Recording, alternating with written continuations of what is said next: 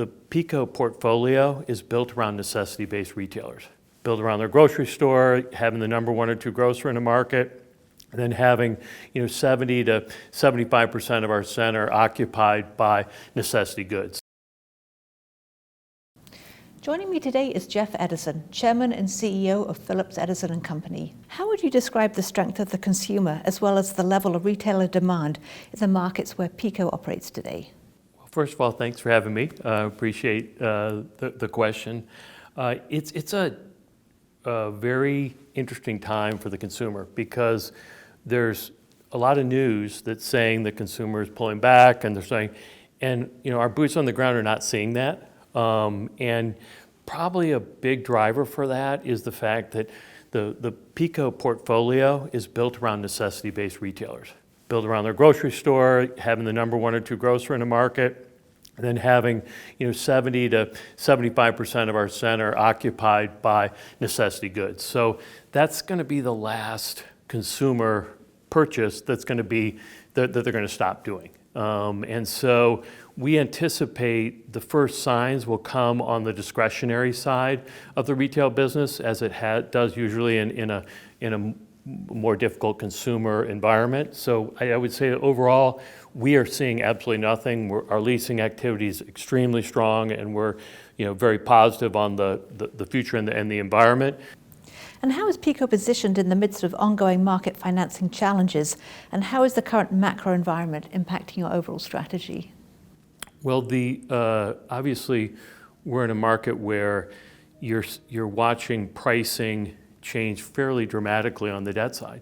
And the cost of capital on the debt side is almost doubled. That will have an impact, and it's the biggest impact we're seeing is really on the acquisition side. Because it's disrupted that market and it's changed the pricing, and that market is in somewhat of a gradual time frame of understanding the fact that cost of capital has changed, and it's always a bumpy process, and always has been when you go through that dramatic of a change in the cost of capital.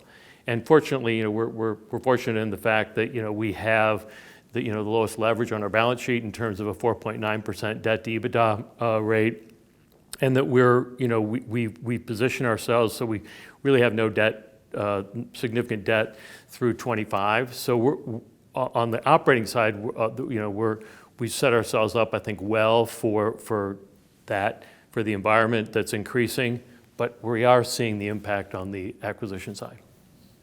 And are there any particular projects or initiatives underway at PECO that you are especially excited about as you look to the year ahead? We annually do a series of innovation labs, and the most recent innovation lab is how are we going to bring AI into our company? And so we took a person from each department in the company, and they are going to sponsor their department's AI initiative. And what we think is that will bring everybody into the conversation. It's got a long way to go, and we know it's in its infancy, but we are seeing the excitement and the understanding, and it's not just the individuals who are participating in it, they're bringing it into the organization. And for us, we see taking baby steps in AI as critical so that you're not behind when we start to see the incremental changes.